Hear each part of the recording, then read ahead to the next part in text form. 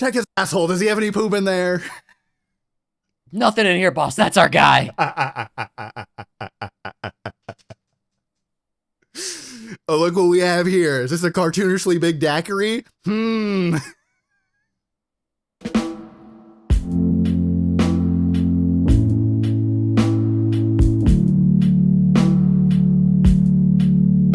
Hello. Welcome to Time Well Meant, the #1 Tenacious D fan podcast. If you're new to the podcast or if you're joining us for the first time, we like to talk about a number of different things. We like to talk about video games. We like to talk about the goings-ons of the internet, but most importantly, we like to talk about mental health and how that relates to our personal lives. I'm Silas, and I'm joined, as always, by a beautiful and wonderful and kind man by the name of Kirby. How are you doing today, my good friend? I'm not feeling kind today. Oh, shit. Feeling mean? Yeah, today's a mean day. I just wasn't ready for your intro. I thought that'd sound good. Hope I sounded tough. Everybody should be scared. This is an extra mean podcast today. I don't know how. That's right. I don't know how it's going to be mean. I feel like we're generally pretty positive. No, one of our topics today, I'm feeling a little saucy and mean about. Yeah? Oh my God. All right. Do you want to just get right into that then? Let's get right into that, man. I want to hear it. Let's hear it. Let's talk about Elon Musk. Oh. Yet again, proving to the world that he is a pro gamer. He's in the top, what was it, top 100, top 500, whatever bullshit he said. I think top 100 or something like that. He was in the top 100. He can't be stopped.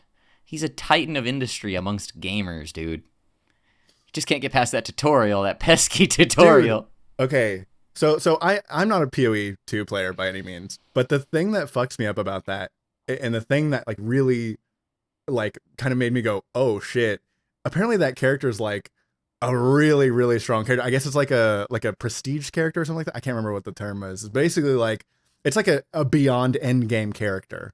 Right, like he's like that character's basically been taken through the entire game and is now on like basically like a new game plus. To my understanding, that's basically what it was, like a prestige, like ascended, or I don't remember what the fucking term is for PoE. But it's like it's a very grinded out character that he lost within like 10 minutes, which is insane. Like he's beefed, and he's still getting his shit kicked in. Oh, that's so crazy. I would think at that point.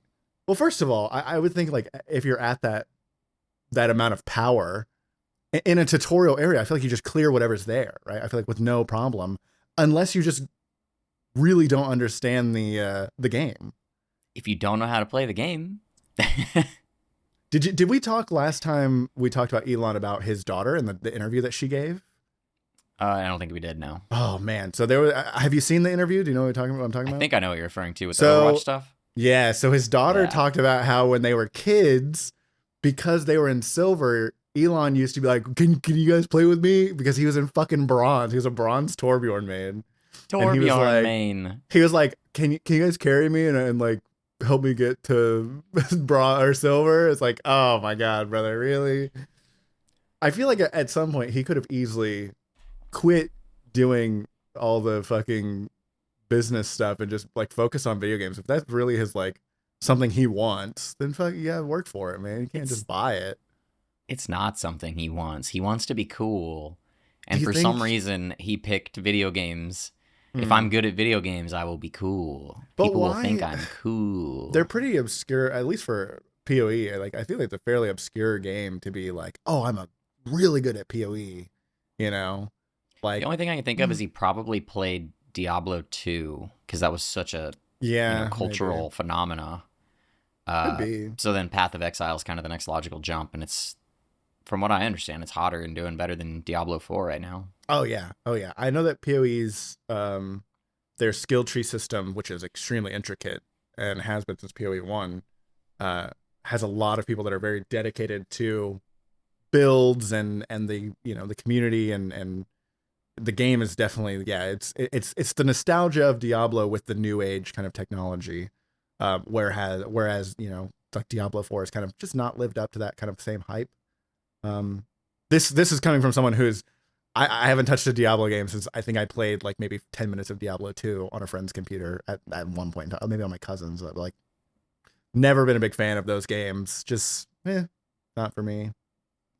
Yeah, I think I've said this before, time again on the podcast. I don't enjoy the isometric top-down click-to-move style of game. Yeah. It's why Baldur's Gate 3 has never hooked me. Don't leave hateful comments. League of Legends, cannot do it. If you leave hateful comments about League of Legends, that's okay. Yeah. If you're a League player and we pissed you off, what's new? I don't know what to tell. Right now, Kevin is screaming at his TV. Yeah. Oh, absolutely. Sorry, Kevin. We love you. Yeah, I'm the same way. I don't know what it is about the kind of top down feel. It just has never been. I think mainly it's the click to move. You know, like even like you know, like strategy games or like real time strategy games where it's like I think about like AOE. Like I've never been Age of Empires. I've never been huge into like those types of games. I like them because they're fun. Like I like the building aspect and like, you know, building up an army. But then the actual fighting, I'm just like, I'm going to send them this direction. And that's as much as I'm doing. I've never micromanaged or anything like that. I don't fucking know. I feel like I've had so many times where we've played AoE too and someone will yell at me because like my archers or something are dying. And I'm just like, I don't know. I just send them over that direction. I don't know what you want me to do. Like, whatever. So I play Kemmer and get the big elephants and just fire ballistas at people. Like, okay, that's fun. They're tanky. I can take it. That is an interesting point. I love AoE. That was one of the, I think the original Age of Empires might have been the first PC game I ever played. Oh shit. Okay. Like as far as like a hardcore game outside of, you know, what was it? Was it Newgrounds where they had all the games back in the day? Yeah. All the different like Flash games. Stickman RPG. You remember that one? Yeah, hell yeah. I was thinking of Madness just the other day. I think this is called Madness Evolved or whatever it's called. It was the one where it's like it's the little like bobblehead guy and he's got all the different guns that you can kind of play with. Did you ever play that? I don't recall. If I did, I don't remember it. I'm pretty sure it's called Madness. There was a whole video series that went along with the game, but it was such a good game, such a good Newgrounds game. Yeah. Does Newgrounds still exist? Oh yeah, it's still up and going. Yeah. They actually, I think for a while, I don't know if it's, I think they found a workaround, but for a while when, was it Chrome or Java? Well, when it stopped getting support on some of the browsers, some of the newer browsers. And so they launched their own like launcher. I'm pretty sure if I remember this correctly. They had their own launcher that you had to download for a little while. I think that that got changed and then they either ported all their games or figured out some way to make it work. But yeah, no, they still have all the old videos, all the old everything. It's like YouTube. It's like a time capsule. But there's still also like Newgrounds artists that are, you know, making new stuff on there. So yeah, pretty interesting. Really? I might have to go check that out just for nostalgia's sake. Yeah, I'll go and look every now and then for purely nostalgia's sake and just kind of see what's happening over there. And it's very interesting. Again, it's a lot like a time capsule where it's like the aesthetic hasn't changed too much in the past 10 years, but it definitely feels like fucking Newgrounds. So oh, buddy, it's longer than 10 years. Well, I mean, like they like updated it 10 years ago and then haven't fucking changed it since. Is what I mean. Gotcha. Like they had updates to, oh, this looks newer, and then from like there's been like a 10-year freeze of just like it's looked the exact same. You know what I mean? What about E-Bomb's World? Is that still kicking? I have no idea. Holy shit. I have not heard that fucking name in a million fucking years. Oh my god. That was the one. It had the end of the world. Yeah. Oh man. Mm-hmm. Here's the Earth. Round. It's god damn. I have not heard about that site in bajillion for frillion years. For frillion. All right, but we're getting distracted here. Back to the point. Elon sucks. Elon sucks. Mainly in video games, but other things too. I really just don't understand what the obsession is. Like I don't understand why is it like this is the thing that he's decided like I want to be really good at this. You know what I mean? And he's not good at it. It'd be one thing if he was good at it. But it's the other thing to just do a blatant lie when you're one of the most influential people on the planet and saying, I'm in the top 100 at this. I'm excellent, you know? And then you can't get through the tutorial and you don't know how to equip shit. And he's such an egotistical guy that he's like, I'm going to stream it live for the world to see. Yeah. What do you think is going to happen? on my Twitter or whatever the fuck. Yeah. Yeah, and it always, I think the streams I've seen clips of, he has over 1 million viewers, and I'm just sitting there thinking, that's not 1 million people. No, he doesn't. That's 600, 700,000 robots. Yeah, yep. I was gonna say, I would, if he had like a couple 100,000, I'd be like, okay, I can see that. Yeah. People love the guy. But, dude, there's no fucking way that he's got 1 million. Bullshit. Okay. I want to see the company-wide email that gets sent out around Twitter of like, I'm streaming Path of Exiles this Saturday at 7 p.m. You must. It's mandatory. Sure you fire up the bots. Mandatory for all of you to tune in for the 8 hours that I'll be streaming. That's their work day at Twitter. Yeah, hell yeah. And what a boss to have. What a fucking. Honestly, I can think of worse ways to get paid or worse things to get paid for. True. Yeah. Man. I'd be in the comments roasting him just like everybody else. You fucking suck, bro. Oh man, how do you die in this fucking tutorial? Yeah, I don't know. What a fucking. He's definitely an enigma of a person. Just an oddball. Like, there's certain things. I think especially as a gamer, watching him kind of want to delve into this world and just not do a very good job of it is always so interesting to me. Where, again, it just feels so fake. It feels so forced, right? Where it's like, you know, not to use this word because I think it's kind of just, it makes me feel so old, but he's a fucking poser. You know what I mean? He's an absolute fucking poser. So, I mean, I'm pretty confident that I said this last time. If he had just tweeted his little tweets or X'd his little X's, whatever they call it now, and said, Path of Exile is a cool game. I like playing it. I'm going to stream it live. Yeah. We would have no complaints. We would have nothing to talk about right now. If he sucked and was like, you know, whatever, and playing the game as normal, I don't think anybody would give a shit. I mean, people would still probably roast him, be like, dude, you fucking suck at PoE, but, you know, good on you for trying. But the fact that he clearly bought an account and is a bot playing that fucking account, like, oh, god damn. It's a little pathetic, I think. Yeah, very pathetic. What are you So Elon, if you don't like the things that we're saying about you, feel free to come be a guest and defend yourself. Stream with your shitty quality on your private plane. Jesus Dude, Christ. with his camera like up his nose, like that terrible angle. Why he thought to stream that too? Like, here's the thing: if I were a bajillionaire that was like, I'm gonna buy a top account, I'm not showing anybody. Because of how you have, like, there's no way he's not, well, clearly he's not self-aware enough to understand. It's fucking embarrassing to show, like, your lack of genuine understanding for the game. It's absolutely embarrassing. Like, oh my God. We aren't this is a fucking mean podcast already. Yeah, I told you. It's just a stupid thing. I don't know if it's like his ego or he just thinks he's so smart nobody will notice and nobody will catch on.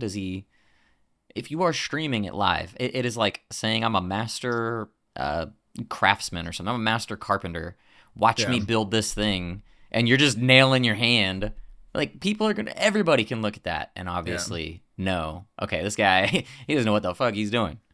Yeah, I think there's probably a group of people who don't understand PoE at all or understand gaming at all that maybe watch this and go, wow, this guy's really good and he's doing all this stuff. And there might be people who are like, no, did you see that Musk fella playing the Path of Dogma, whatever he's playing? That was really good. He's killing it out there. Oh my God. You might have a point there. Like the same people who buy the Cybertrucks don't know anything about PoE. Yeah. God. So they just tune in. Hey, Twitter man, he's on a video game. Let's check Twitter this man. Out. God damn. I don't know. I feel like it's extremely deserved hate.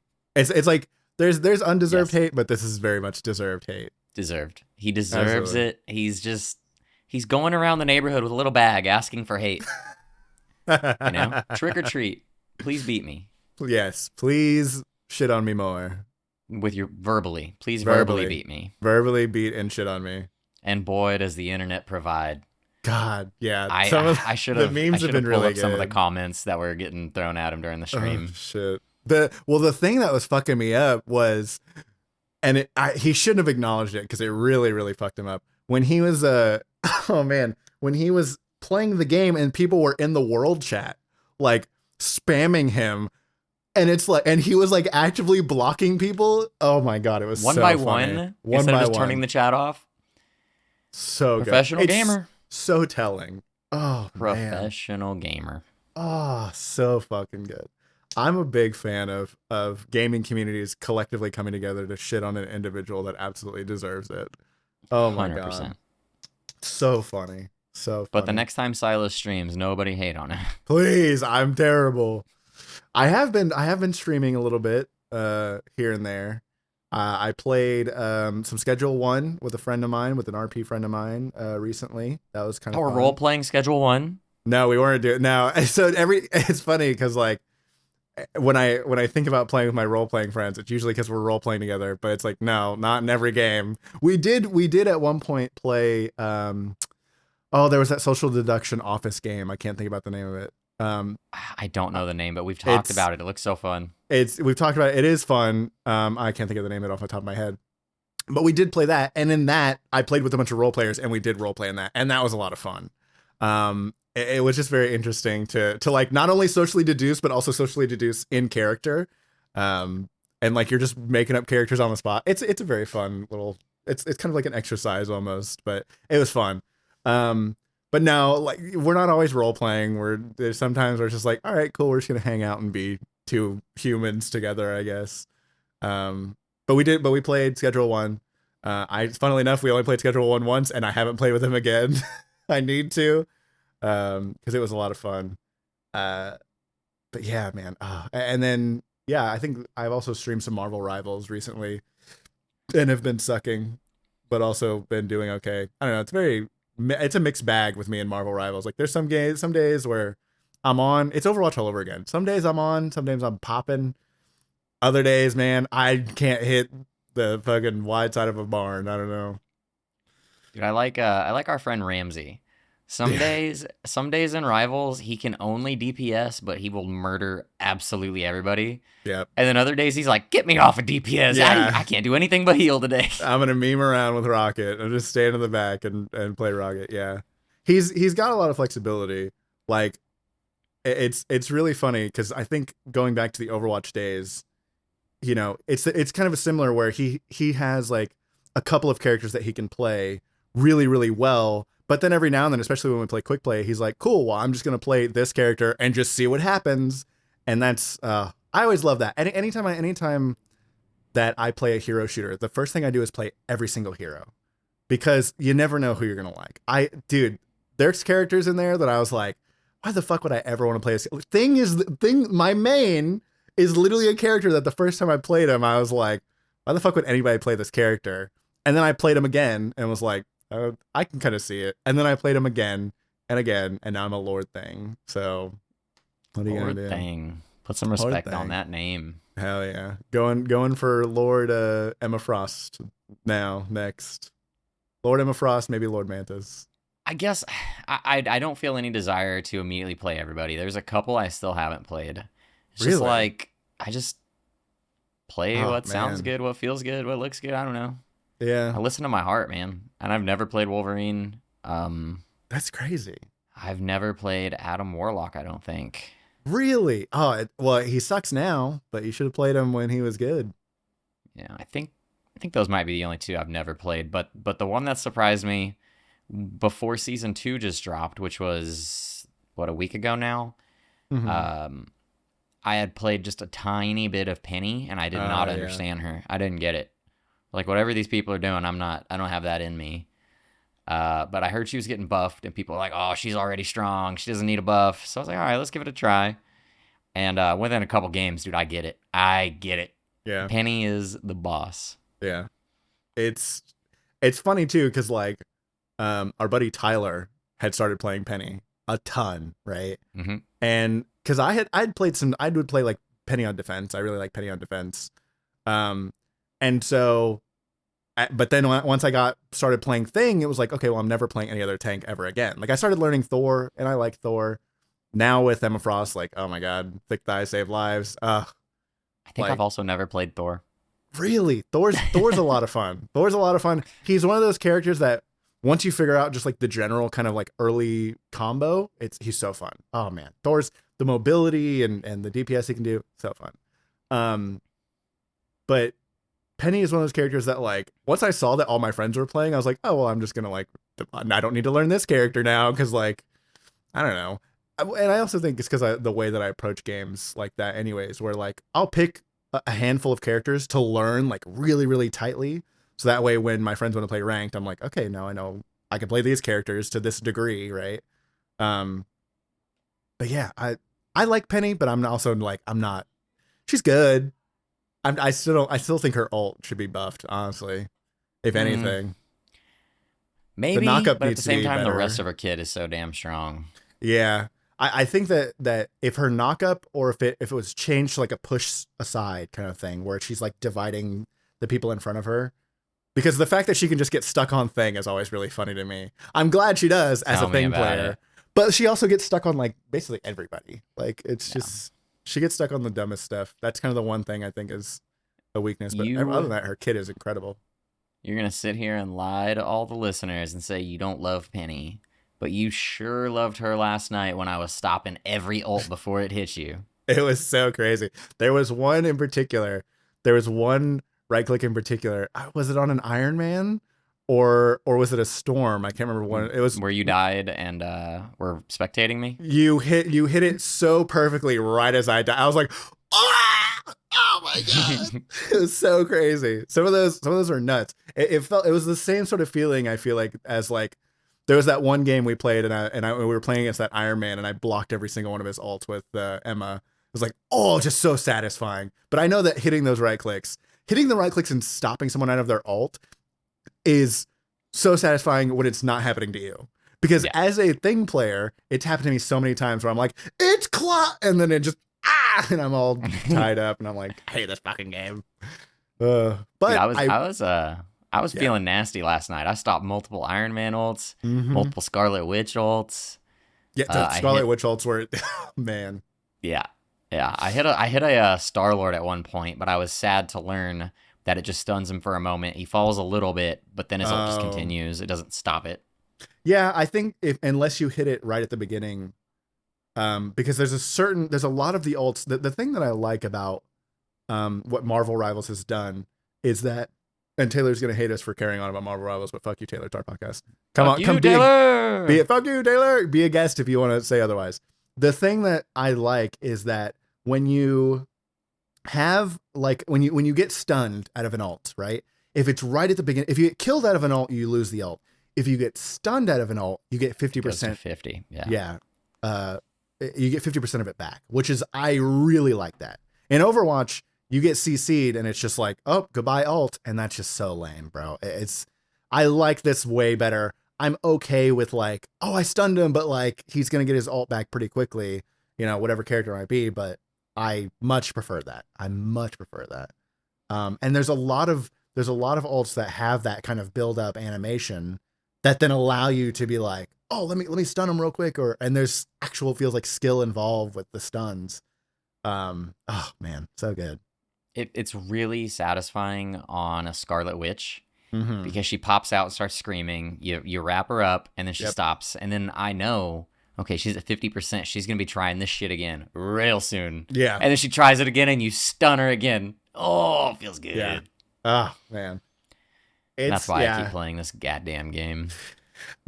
I will say it's still evolving. It's still, it hasn't gotten to the point. I think the other thing too is I feel like we talked about this last night or maybe a couple nights ago about the fact that like when I play, I don't play every night. I play like every couple of nights, like I think I played some today, but I'm probably, I might play some more later on or I might not but I just have no desire to like grind it. You know what I mean?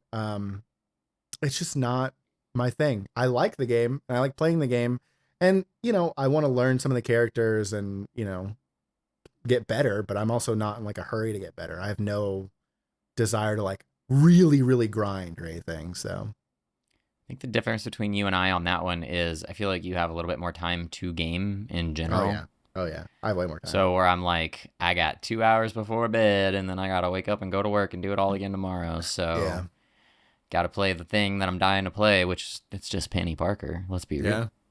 Yeah, I feel like it's like every game you're in slog and Penny. I think today it was like you were changing it up and messing around with some other characters, Invisible Woman, and I think only because someone else already picked Penny, so I went Invisible Woman. oh, that's funny. I love Invisible Woman too. She's probably a second Yeah, favorite at the moment. it's funny because ever since you got Lord Magneto, I don't think I've seen you on Magneto, and especially with how strong he is this season with the combo. I miss the sword. I miss the sword so much. But he's kind of my back pocket pick. Like, because Penny's kind of my current favorite tank. So if I'm doing that and Penny's obviously not working, we're pulling out Papa Magneto. Yeah, that's what Luna's become for me. Where if I need a backup character or if we really need a good support, I can just pop Luna and there we go. So got that ace up the sleeve. Yeah, and then Thing is always a character I can fall back on. Now I've played so much Thing, it's just ingrained into my brain. So yeah. Thing is frustrating to play against as Penny. He just doesn't care. He's always charging, and then you waste your web on him. Yeah. It is, nothing feels better than throwing down a pile of mines and watching Thing come charging in and just explode. Ooh. It's funny having played as that character for so long and then having to adapt to other play styles as other characters, right? Like how you play Emma Frost or how you play Penny Parker or how you play Thing is going to be completely different. Just all the play styles are going to be so different. So adapting is always hard for me initially. And then once I figured it out, I can kind of jump back and forth with like, I need to play like this, or I need to do this. And so that's a good point. They've done such a good job of making every single character feel unique. Mm-hmm. Even, we got multiple just like man with gun, but they all have different things that they do and different ways they do it. Yeah, absolutely. It's interesting because like the variety that's allowed with all of different characters and how they're going to continue to add characters, right? Like we have Ultron coming out with the, when we get I'm assuming it's going to be 2.5, it'll be, right? Yeah. Yeah, so when season 2.5 comes out, we get Ultron, a new support, and that'll completely change the meta up. Like this season right now with the changes they've made, they've allowed a really natural change in the meta, which feels good. Like, it's a little divey, but like, I wish they would have more.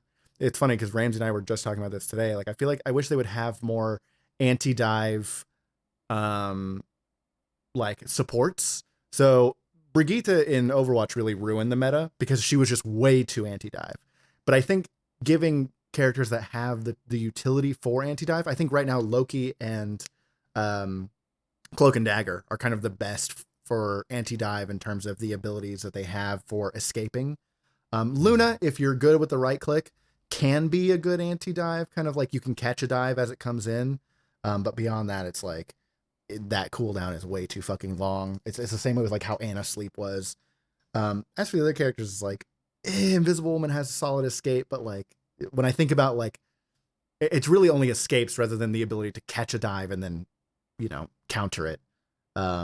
The reason that Brigitte even got put into the game was because dive was so strong, and Tracer had basically the only counter was Cassidy. It was like you could flashbang her and that was it. Whereas now you had this character who could one-shot combo her if she got too close. And not only that, but then produce all this insane healing. But then people figured out, well, we could just we don't even need DPS. We just throw more tanks and another support, and there we go. We just have support ults, and we just run through every team. It doesn't matter. No one can play anything but goats, and that was that meta for like 2 seasons, I think. It was crushing. It legitimately killed Overwatch. But do you have any fears of Marvel going that way? I only ask this because I personally just think the tanks are so strong. Like I've had many game with top damage in the match on Magneto and on Penny. Yeah. Well, I think the thing is that Marvel's done a really good job of changing how the roles work. So like while you are a tank, you are there to create space. It's not the traditional tank role, right? You are a tank DP. Like I can absolutely just carry a full team as Thing, right? You have that like single ability. It's the one thing that I really, really miss about Overwatch. They've taken that away from Overwatch, and it's very sad to see, where you have solo carry potential with every character, right? There's very few characters that don't have that, but I mean, you can legitimately just force a team. You can grab a team by their ankles and drag them through the mud through an entire match if you're that good, right? And so solo carry potential is something that I think is very good. and Marvel does a really good job of allowing each character to have that solo carry potential. It's also just like wildly unbalanced in some cases where it doesn't feel so wildly unbalanced because all the characters are kind of wildly unbalanced. I think as long as they don't swing too hard with the balance, and as long as they don't try and like, like the thing that kills hero shooters, in my opinion, is when they do like character reworks.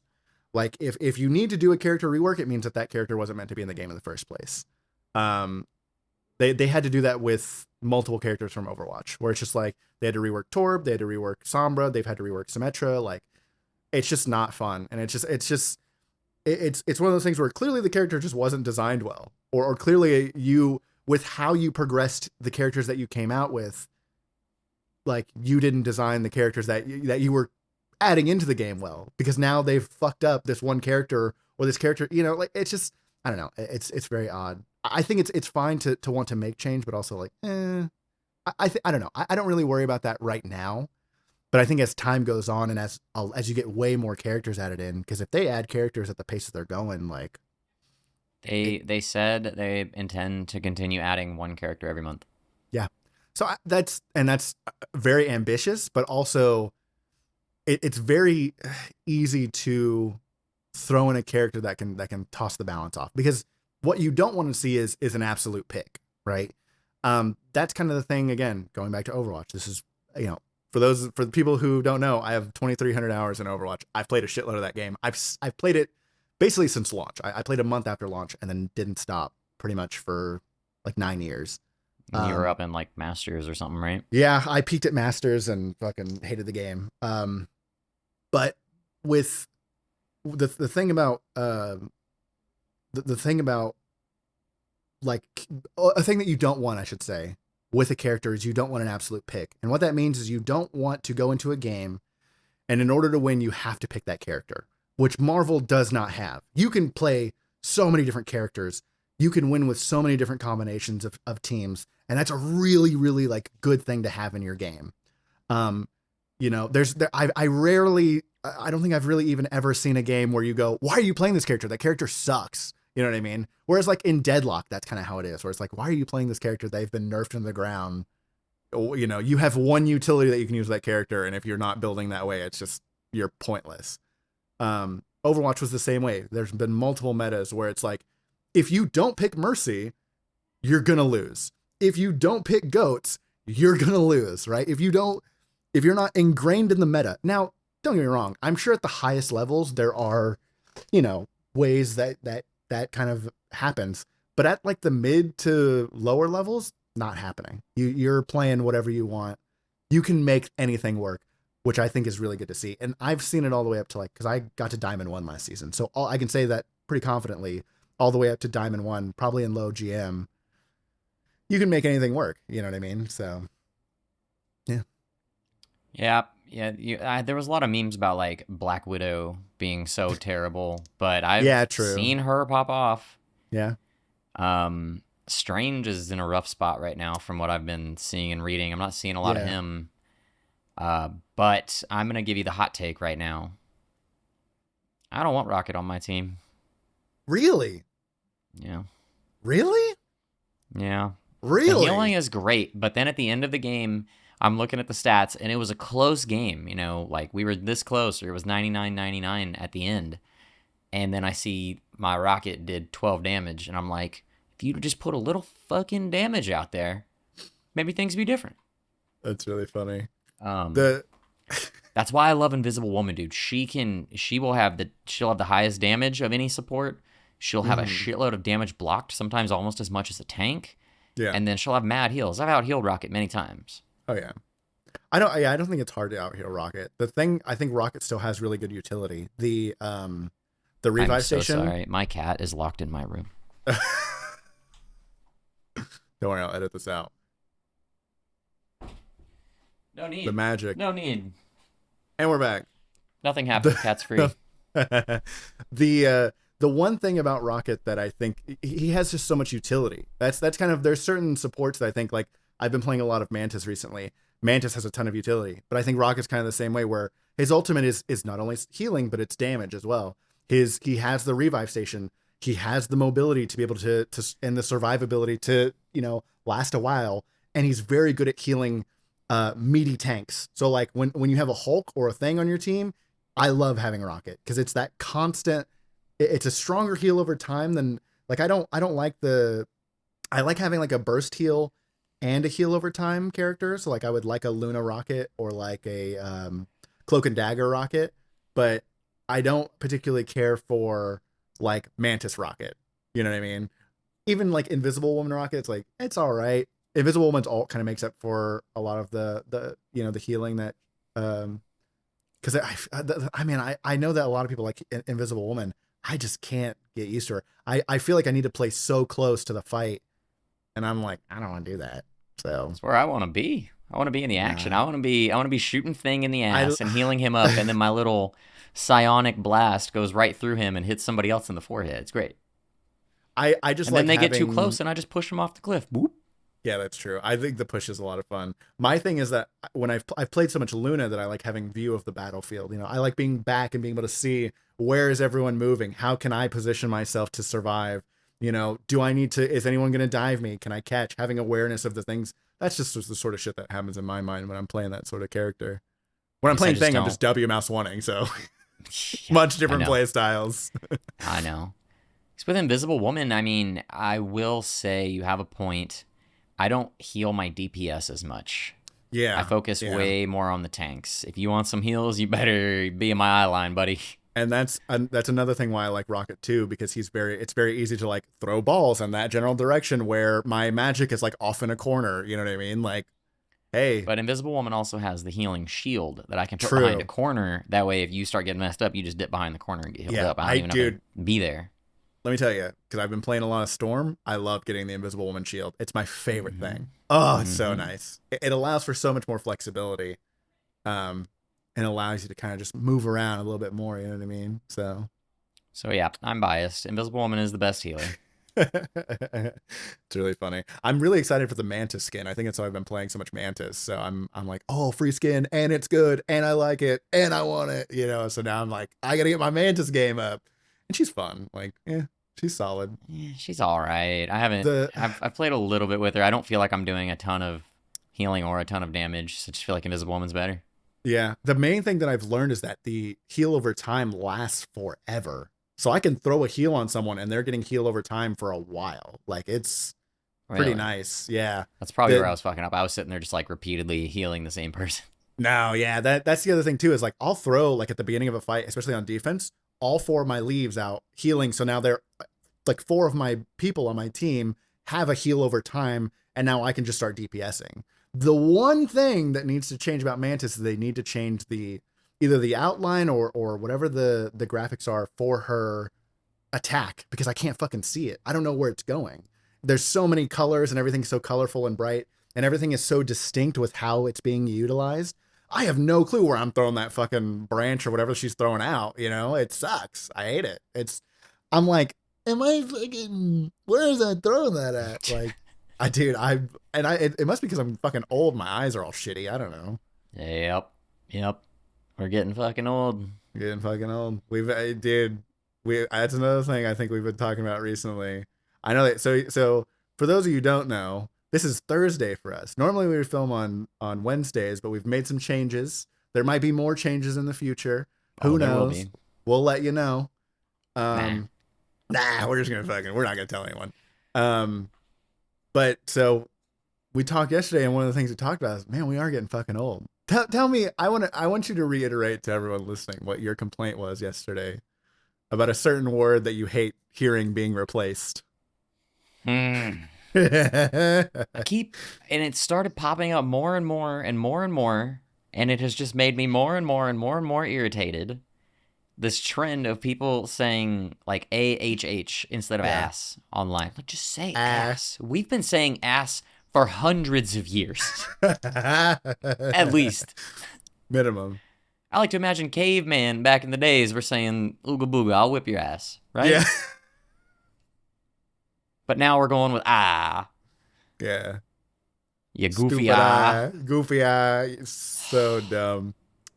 My thing is. So anyways, if you need me, I'll be on my front yard yelling at the kids to get off my grass. Yeah. It's so funny. Yeah. For me, my thing has been type shit. Type shit. I hate that so much. What type of shit, motherfucker? What are you talking about? It's just, it's a Wait, is new that's the age whole statement? type shit. Yeah. Type shit. That's Type it. shit. Type shit. They're not saying like Type some shit. like badass type shit. Like they're not I mean, adding a qualifying I've, word. but it's like a response. So like if you like ask, like make a comment about something right now. Silas, you look great today. Type shit. That's stupid. Yeah, it sucks.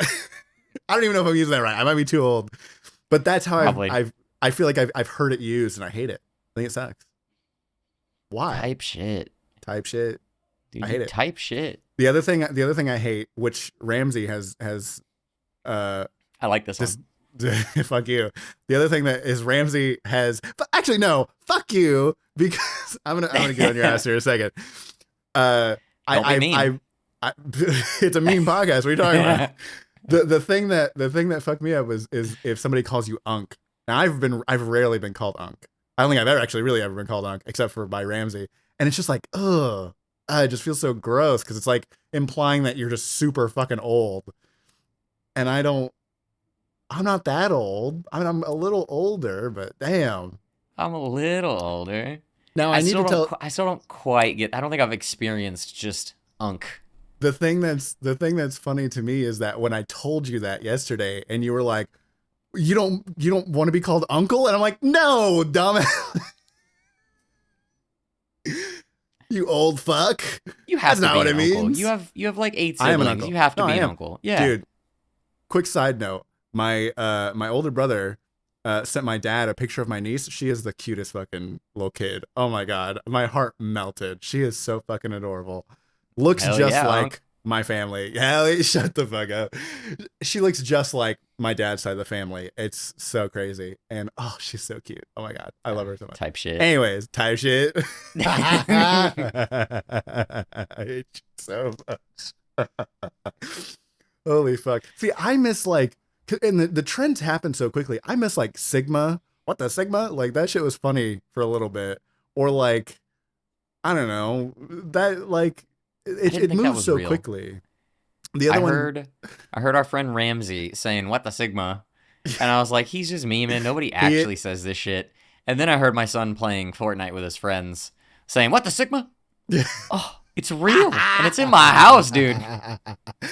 Oh shit. See, it is funny because Ramsey is memeing on it, but then you have the ability, you especially have the ability to see it in action. That's fucking great. Oh my god, dude! The first time I hear him say "ah," I'm not gonna hit my child. I won't be recorded saying that. Goofy. Ooh, you're gonna shake him. Don't ever say that again. Grounded. But see, then he's gonna start saying it even more because he knows it annoys you.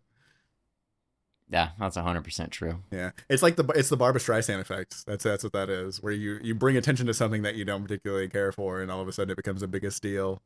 It's like, that's why I shouldn't have said anything. Why is that called the Barbra Streisand effect? Barbra Streisand had it's called the Streisand effect, not the Barbra Streisand, but it's called the Streisand effect. Barbra Streisand had some picture of her that no one knew about. She then said she went through all this effort to like get rid of. I think it's a picture. She went through all this effort to try and get rid of this picture. And then all these people, then it brought so much attention to the picture because she's like, well, why do you want people to not see this? And then it blew up and everyone saw it. That's the Streisand effect. Cool. So, cool. Learn something new every day. I'm glad I learned this fun Streisand fact. Yeah, there you go. I can't really think about Barbra Streisand without thinking about Mechagodzilla from the early seasons of South Park. Yeah. Damn, that was so long ago. Yeah. Pretty sure that was like season 1, dude. Yeah, South Park was such a different show back then, man. It was so weird and quirky. You remember when it was like, like damn and hell were like they're cursing, and now it's like fuck these fucking, it's like it's gotten so much worse. Think back to like one of the first or second season when he's like, let's play kick the baby. Don't kick the goddamn baby. Yeah. It almost feels innocent in comparison to like current day insanity of like back to the pile, like back to the pile, honey, I'm going back to the pile. Like, oh man. Did you ever watch The Bear? the cooking show. Yeah. Oh, absolutely. I love The Bear. I haven't watched the the most recent season, but I have watched The Bear. Yeah, I had watched the first season when it came out, and I just recently started watching the second season. They're dropping like 14 F-bombs per second in that Oh show. yeah. And that plays on FX, like on cable TV? I don't understand how that works. So I think it's a Hulu exclusive that's like being produced through FX. I don't know. I legitimately don't know. If it Okay. is on cable TV, that's hilarious. I don't know how they're doing that. Well, do you remember, kind of still on the topic of South Park, when it was like, what is it, like the FCC, I think, handles what can be said on TV and stuff? And then they changed the rules. That's like after whatever time of night, 9 p.m. or 10 p.m., you can say shit Yeah. on cable TV. And then South Park had the whole episode called When Shit Hits the Fan. Yeah, and they had like a counter going in the bottom of the episode. And I don't remember how many it gets up to, but it's like 40, 50, 60 shits in an episode. I think it was like 100 something, because I feel like they were trying to say like if you hit this limit, then it's like the episode will shut off or something like that. If I remember correctly, I could be wrong about that. Vaguely. It's been a lot. I remember that episode, but it's been a really long time since I've seen it. Oh man, South Park is so good. Fuck, so good. Dude, I have seen like every episode of every season up to like COVID time. Around COVID time, I just completely fell off. Haven't watched anything since. Yeah, I watched this season. I didn't watch the COVID special, but I watched I think it was the vaccination special, if I remember correctly. And then because there was two, there was like a COVID like movie that they did, which is like, oh, actually no, I think I watched that one. And then Randy's like solves it by like selling a strain of weed that cures it, or I can't remember. Anyways, and then there's the vaccine special, where then Cartman is really pissed off because he has to go back to school because everyone's got the vaccines and shit. Or I can't remember. It's something there's a whole bunch of there was like 3 or 4 like basically like 45-minute to an hour long specials that they made during COVID, because obviously they couldn't come in to work on the show like they wanted to. And then they brought it back for the actual season. And I watched that, and it was like a really short season, because I feel like it was only like 7 episodes or 8 last time I watched it. So it's good though. That's where we got the Tegrity Farms, right? Tegrity Farms. Tegrity. Yeah, and then Toka's family moves in across the street and starts another farm. Spoilers, fuck. You haven't seen it. No spoilers. Yeah, it's good. It's still really good. The thing about South Park that I really love is the fact that it holds up so well to this day. You know, it's still just kind of good. Impressive considering how topical they get. Yeah. Oh, absolutely. When they switch to being like the episodic kind of way that they did it, to then having the continuity within the story, that was really cool. I really liked that. Excuse me. And I think it was a necessary change. I feel like it makes the writing probably easier. Didn't they kind of did that by like the boys walk into the school and everybody's pissed off at them for whatever happened in the last episode? Yeah. Like, what the fuck? Pretty much. This never happens. Everybody forgets. Yeah. Oh, I feel like it really got cemented with the human centipede episode. Or was it? No, I'm thinking of the, was it? I think it was. It was around that time, which is like season 15 or 16, because I remember like, you have shitty Pod Town and fucking like the Chinese versus Japanese restaurant shit. You had the goddamn Mongolians. Yeah. God. There's so many good bits that came out of that, and so many good arcs and stories. Did you ever play either of the games? Oh yeah. I heard the Snow Day game was not that great, but the first 2 are really good. Yeah, I actually haven't played that one. I loved the Stick of Truth. I probably played through that game 2-3 times. I got like 100% of the achievements. I loved it. But then the second one, I don't think I ever finished it. It wasn't quite the same. So I finished it, but I didn't get I got to the DLC, but I didn't finish the DLC. Because the DLC was just kind of like, it's all right. Like I didn't feel. I think by the time I beat the game, like the main story, I was just like, I don't really care, like whatever. But like the DLC had come out, so I was starting to play it, and I was like, I just don't give a shit. I've played this game so much that I'm like, I need a break. It's fun. I love it. It was a lot of fun. Definitely the first game was such an amazing, like, not only was it an amazing game, but it was amazing, like, kind of shock. Like I don't think anybody really expected it. When people thought about like, oh, a South Park game is coming out, I don't think anybody expected what we got. Like, it was incredible. Holy shit. Dude, the underpants gnomes with the parents. Dude. Classic. Just the what is it? These like Nazi fetuses or something? Yeah. Holy shit. Those guys. The game, yeah, it was so inventive and so incredible. Oh man. The difficulty, when you turned it up to the hard difficulty, it made your character black. Yeah. How did Trey and Matt get away with that shit? How have Trey and Matt gotten away with anything for 25 fucking years? It's incredible. It's because they just flat don't give a shit. Yeah, really. I still love the story. I don't know if you ever heard the story of them going to the Oscars. Oscars, I think. And they dropped acid before going, and they were wearing dresses, yeah, weren't they? They were wearing dresses, yep. And they wouldn't answer any questions. They just kept going. It's such a magical night. It's such a magical night. I love it's. We're so happy to be here. We're so happy to be here. It's such a magical night. So good. And then they were talking about like, but the shitty part was that now you're in the Oscars coming down off acid. And it's like so funny. Oh man. Not that I would know anything about that. I've never taken acid. Bless them. Bless them. Oh man, what a wild ride. Speaking of people who've gotten away with it for far too long, what are your thoughts on Daniel Tosh? Do you know who Daniel Tosh is? Oh yeah.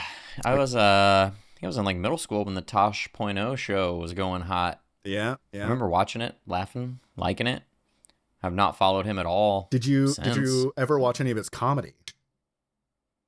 Stand-up comedy? I don't think so. I don't even think I even knew that he did that. Oh man. So yeah, well that's how he started. He started as a stand-up comic and then signed a contract with Comedy Central to do like a video reaction show, kind of like America's Home Videos, but like more raunchy. And that was Tosh.0, and it was a huge success. I mean, to such an extreme level, like it was very well known. I'm sure he's still probably getting royalties off the reruns of that show and wherever it's streaming. But oh man. Anyways, I love Daniel Tosh. Easily one of my favorite comedians up there with like Bill Burr and the such, like such a great comedian. But his comedy is really fucked up. His comedy is really fucked up, especially his older stuff. It's like, ooh. I listen back to some of it now and I'm like, oh, goddamn. How did he get to say that? Right.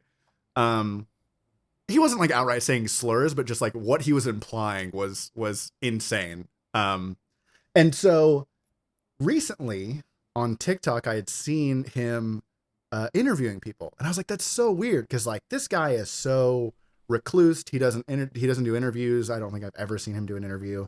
He doesn't do like movies really. Like he just doesn't do stuff. Right. He did Tosh.0. He did his stand up, and that's like all he's ever done. But I saw him doing these interviews. I'm like, what the fuck is going on? And I realized he had started doing a podcast called Tosh.Show. And I watched every single episode. There's like 78 episodes. I watched every single one of them. I was like, this is Why did he not call it Tosh.Show? That's so funny that you say that, because he's read some of the comments before, and that is I mean, like word for word, that was one of the fucking comments was like, are you sure you haven't seen this? You leaving comments? Yeah, it was me. I left the comment. Oh shit. But it's been so interesting. And so, I know we talked about this yesterday, but I'll reiterate about the fact that one of the episodes that I watched, a couple of the episodes I've watched actually, last episode had a little bit of technical difficulty. And then for us. Yeah. And then, but watching Tosh.Show, I've watched him have like even worse technical difficulties where the audio's all fucked up and like he's like, it sounds like he's like talking through his fucking mouth or something. Like it's just so funny. It's like the other person's mic has to pick him up, and that's the audio that we're hearing. It's so fucked. But it's just really interesting to see. It's also interesting to see this side of him, because I would have thought that he would have been a much different person, but he's actually like weirdly like caring and a lot. I mean, obviously he's still like a very wealthy celebrity living in Malibu, California, owns multiple properties, and clearly is doing well for himself. Excuse me. But to see that like other side of him that like deeply cares for his family, deeply cares for the environment and certain aspects of the world, it's just very interesting to see. Also seeing the friends that he's made, because the people that he interviews are all like these really random people. My favorite episode so far has been one of the recent ones where he interviewed the guy that built his deck, who's like a Hollywood, like he builds, you know, he builds decks for the stars. You know, he's called like the The Malibu Deck Doctor. Hollywood Yeah, Deck Doctor, yeah. yes. So he's the Malibu Deck Doctor, but it's just this like 60-year-old guy who's like from New York and just a working stiff, man. And he's funny. He's so funny. Like that's kind of the crazy thing to me is like how Daniel's able to like bring out the hilarity in some of these things. Like he's funny in and of himself, but then he's able to bring out the humor in other people. I've really fallen in love. I love Daniel Tosh. Great guy. He's a good dude. Is he a good dude? He is a genuine good dude. See if we can get him on the show. Yeah, Daniel. Listen, come on, bud. It's a great show. I'll come on your show. We'll both come on your show. Have the first double guest combo. Double guests. How many episodes does he have? I think I think it's close to like 75. Okay. He's been doing it for just over a year and a half, but he does it every week. So every Tuesday is when. So listen, watch Time Well Met on Saturday, and then you can watch Tosh.Show on Tuesday. But he also uploads like 6 a.m., which I found was really weird. Don't know why. Interesting. But maybe. I mean, does it really matter what time the show goes up? People are going to find it when they find it. Yeah, true. I don't know. I always thought noon was a good time because it's like I don't wake up till noon on Saturday, so I feel like that's most people. Like you want to sleep in, so you're not gonna watch anything at 6 a.m. Well, if you, I was gonna say if you don't have a kid, just naturally waking up at 8 a.m. whether we want to or not. Oh shit, it's funny. Yeah, I don't know. It's. I will say like the first couple of episodes really like grabbed me. Like he's interviewed such interesting people, and it's also like he not only interviews like kind of normal people, but he also interviews like extremely like wealthy. Like one of the episodes that I thought was most interesting was this like it was a like a travel booker. It's this lady that basically just like works on booking travel trips for like the extremely wealthy agent. Yeah, but like for the extremely wealthy. Like so she was like a normal trip like or like one of like the more expensive trips that she's doing for like a week-long trip is like $2 million. And I'm like, what the fuck? Yeah. So like she's handling money and clients on levels that have never been. She travels to all these different places just to like scout where they need to go, where would be good places for her to plan her trips, and just like, dude, that's the dream job right there. It's like, hey honey, I gotta go over to I don't know, Vietnam. That Daniel Tosh is thinking about going there, so I gotta go check it out. I'm gonna be leaving for a week, and I'm gonna eat at all of these restaurants all in this day, and like we're gonna try all these fancy things, and then we're gonna go on these tours. We're gonna do all like what like she's like constantly. She was talking about how her husband hated it. She's like he doesn't like traveling, but like I want to be your husband. I love traveling. Like, yeah, I want to be your husband too. God damn, that's crazy. I just take me out. What a life to live. Like it's such a different world. And that to me is always just so interesting, getting to like peer into that world. But I think also go ahead. I was gonna say it's a whole different world when you get up to those levels of wealth. Is we have nothing in common. Yeah. Oh, absolutely. The thing I think that I took away the most from it is his ability to like have a guest on and really show you a solid glimpse of like who this person is, right? Like I think we've kind of worked to that point where we're like able to show you like whoever's listening or whoever's watching or whatever, who we are, right? I feel like we do a really good job of that, but it's taken us some time. Like I was talking to you yesterday about like, I really love watching our podcast. Like I like going back and looking back and seeing what we've talked about and, you know, whatever. And to me, it's just so interesting getting to see our evolution and how we've evolved, but also like, if you're an outside viewer, you get to see this like glimpse into, you know, what could be a stranger's life. And then all of a sudden learn a little bit about them. You know, I don't know. It's just very, very learn odd. A little bit about us. Hopefully you learn a little bit about yourself. Damn. Hell yeah. And North Korea sometimes. And, you know, random metal bands. Yeah. And YouTubers, lolcows. Whatever it may be. Internet. Yeah. The oddities of the human mind. Yeah. This is actually an educational podcast if you think about it. Really is. It really is. Mm-hmm. You know, we're teaching you anything and everything all at once, all the time. You just got to listen. Yeah, really listen. You got to really listen, particularly when you have our show on pause. You're going to want to listen to like an audiobook full of knowledge. Listen to the dictionary at like 5 times speed all the way through. Mm-hmm. Mm-hmm. And that's basically, you know, educational. I wonder if we could use that. I feel like if we use that tag on like YouTube or something, they're going to be like, this is not fucking educational. What are you talking about? YouTube doesn't even know we exist, man. We could do it. True. I put us under entertainment, but I think we could probably change it to educational nowadays. Now, for the real, I think it's on, I just got distracted in mid-thought there, but I think it's on the Amazon podcast platform. It has us as like a mental health. That's like our main tag. Really? That's cool. I mean, you know, we talk about mental health, I feel like at least a little bit every episode. I feel like there's some episodes where we get distracted. Topics tend to change. I think rapidly. Rapidly. Well, the thing about it is I think that's why we kind of laid out the kind of umbrella that we did of like, these are kind of the main 3 things that you can probably find within this podcast, where it's either going to be something involving the internet, it's either going to be something involving video games, or it's going to be something, you know, focused on mental health. Critical health. Yeah. Mental health is very critical. It is very critical, let me tell you. And I think that, you know, that's kind of the brand that we've kind of built. This is kind of like what we like to do, what we like to talk about. You know, and we just have to hope that that's what you're here to listen to, is us fucking rambling. And if that's not what you're here to listen to, there's the Tosh.Show. They ramble on that motherfucker too. I've been listening to, have you ever heard of the comedian Josh Johnson? It sounds familiar, but I'd probably have to see its face. He's definitely on TikTok and stuff. Okay. But he's this dude. He is so funny. He has a good podcast. Yeah. But that podcast has no point. It's just him and his comedian friend just talking about whatever funny thing happened to him that week, whatever funny story they remember from their past.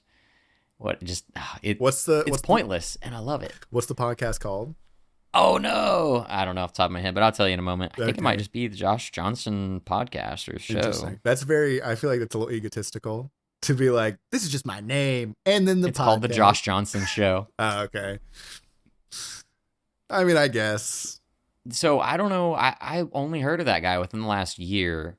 I think I randomly came across him on like a TikTok or Instagram or something, and I just kind of looked more into him. And then it seems like since the day I discovered him, he's just kind of been blowing up.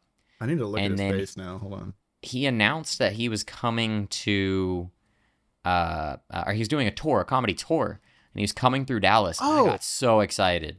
I was like, dude, I want to go see this guy live so bad. But tickets were over $100, and I was like, not that bad. Yeah. I'll throw a picture of Josh Johnson on the screen. Now, I do know who you're talking about, though. He is extremely funny. He's so funny. He's just like really dry and sarcastic. Yeah, so good.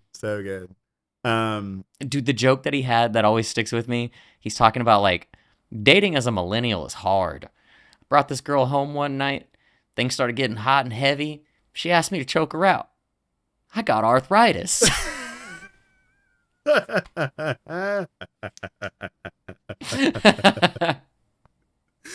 such a fucking old man joke. I love it. Oh man, I feel like he reminds me a little bit of like Gerard Carmichael. You know who he is? He has kind of a similar style in terms of like the dryness. Gerard's now kind of blown up and, you know, gotten big TV shows and stuff like that. But when he was doing stand up pretty regularly, he had that similar kind of like really dry kind of delivery. Same with Ron Funches. Ron Funches had a really good Ron Funches was more of like a paced, slower, but his delivery was so punchy and great. It was like, man, I love comedy, man. Comedy's so good. Comedy it's where it's at. Yeah. I don't understand these people that just want to watch horror movies and true crime all the time. Yeah. Your girlfriend and my wife. So insane. And like the only like funny type of stuff that she wants to watch for my girlfriend is like Game Grumps. And it's like, all right, I mean, I guess, but you know, You know what she might be interested in? What is that? That Veritas, the video about the Tarkov killer. True. I showed that to my wife, and she really enjoyed it. Yeah. And I got quite a chuckle out of all the Tarkov jokes that she didn't get.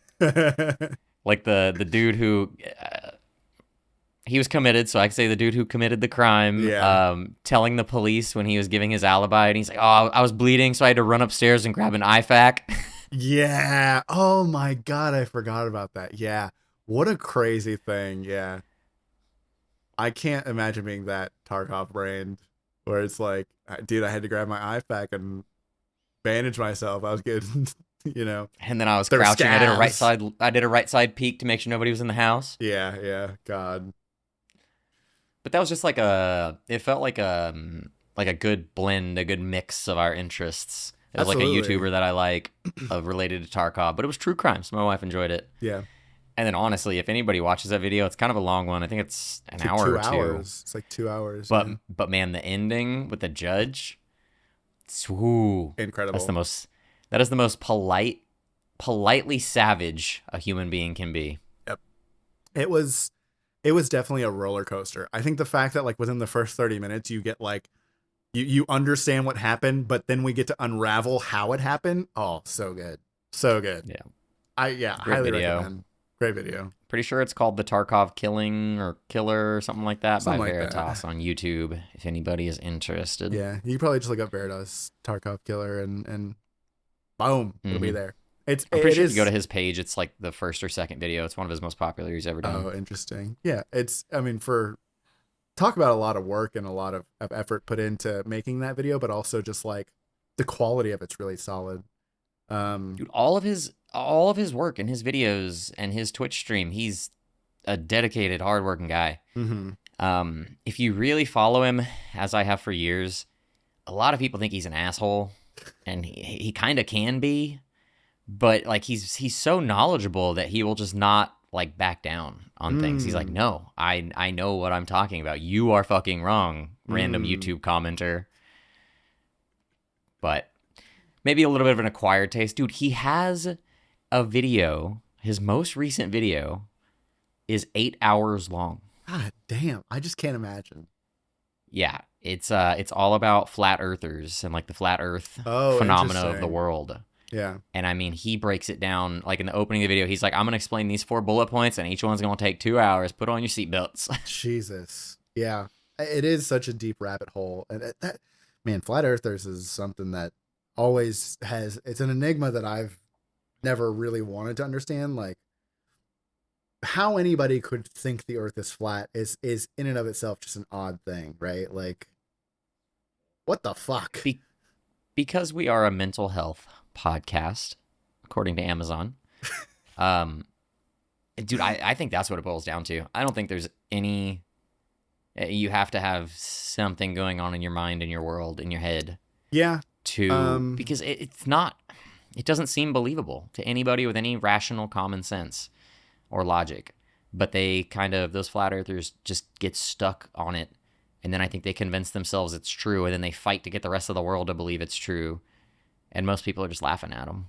There was a, I can't remember if it was a video or an article that I was reading talking about how when people get really latched on to conspiracy or extremist views, a lot of it has to do with like trauma. So like either loss of direction, like I think the guy that they were talking about was like he had lost his job and then he had lost some relationships with his family and then they just distanced himself, and anyways, and that had basically he looked for something to attach to, and that was what he attached to like political extremist ideology.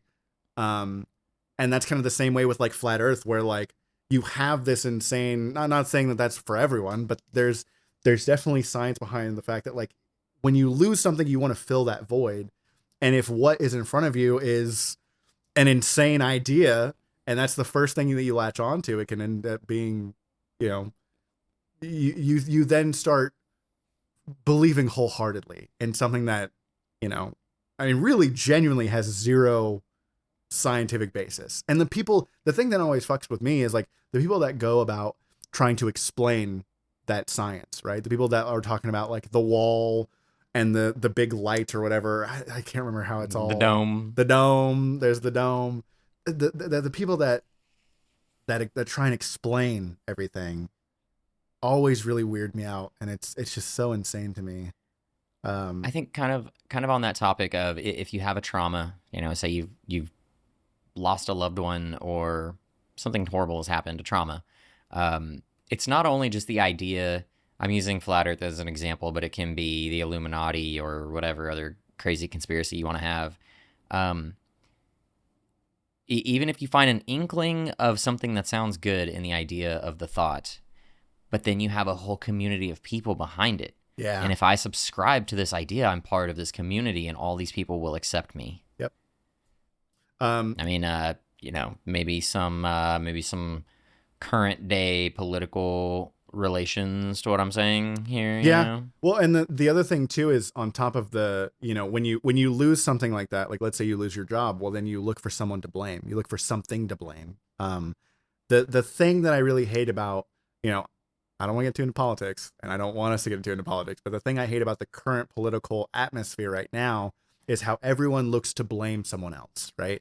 No one wants to look at like, it's always let's blame this one person or let's blame someone, which is understandable. This group of people. Yeah, and sometimes that's absolutely the case, but there are other times. It's why I hate like how current media is all this fear mongering. Fear mongering is so just like people wield it like it's they've just discovered fire, right? They're waving it around like they don't care. All these headlines and all of the people who really want to get their point across and get their agenda pushed. It's like they go about it in this way of like, you have to look at this and you have to know about this and you have to act right now or something bad's gonna happen to you. And it's just like, calm down, take a deep breath. It's not that bad. It could get that bad. That's absolutely that's a reality. Yeah, it totally could get that bad. But take a deep breath. It's probably not that bad. And these people are just trying to freak you the fuck out. Like, I think one thing that, if there's anything that you take away from this whole conversation is that you should wait until this episode's over, put down your phone, turn your TV off, whatever you need to do, just go like walk outside and do that for like an hour. You should go talk to somebody you've never talked to before. Yep. I feel like a sect of people, I'm not going to get into specifics, we're not talking politics here, but any sect of people can get hung up in their bubble. Yes. And then absolutely. If you only surround yourself with like-minded people who are in your bubble and keep your bubble nice and safe and clean, that's all you want and that's all you believe. Mm-hmm. But the moment you walk out, just my mind goes straight to like, we go to downtown Dallas and there's all kinds of people with all kinds of beliefs. And if you really talk to everybody, we're all humans, we're all the same. We all wake up, sleep, eat, shit. Yep. But then if you're just in your bubble, it's easy to point outside the bubble and say, they're fucking shit up. They're causing this and that and XYZ, and they don't believe what I do. So they're the problem. Exactly. It's a scary thing, especially if, you kind of hit the nail on the head right there with the fact that like, if you surround yourself with yes men and people who are going to absolutely agree with you 100%, next thing you know, you're streaming to 1 million bots on Twitter thinking you're good at PoE. Exactly. Full circle, baby. God damn. Holy shit. Yeah, it's you have to get out there. You have to meet people. You have to look at other points of view. I think the reason why I still have some of the friends that I have is because of that particular reason. I want to hear, things from the other side. I don't want to just be numb to what other people believe. I will say the thing that I will always curate is if you're like bigoted or if you're, if you have hatred in your heart for any particular people if you have hatred and you're not willing to understand it, I don't want to fuck with you at all. Right. You know what I mean? And what I mean by that is like, so yeah, expand upon that. Okay. So let's say, you have someone who is transphobic, right? And I feel like that's a very common occurrence nowadays. A lot of transphobia comes from the fact that there's so much misinformation about trans people. You have a lot of these people that think that, they're trying to, okay, let me narrow this down even further. a lot of people don't understand what gender affirming care is. Okay. And I'm going to give a very brief, just rundown of what gender affirming care is. Gender affirming care primarily is therapy. I want you to let that register, right? Gender affirming care is primarily is figuring out and understanding gender dysphoria within someone younger, right? The medication is like down the line. The surgeries, not till later in life. All of these things that people are like fear mongering into your brain is like, they're just, oh my God, I could get very angry about this, but you need to understand that like gender affirming care is not the insanity that you think it is. It's not this thing. This is a very defining moment for the podcast. Holy shit. Gender affirming care is not this big thing of like, we're going to cut stuff up and cut stuff off. That's like way down the line.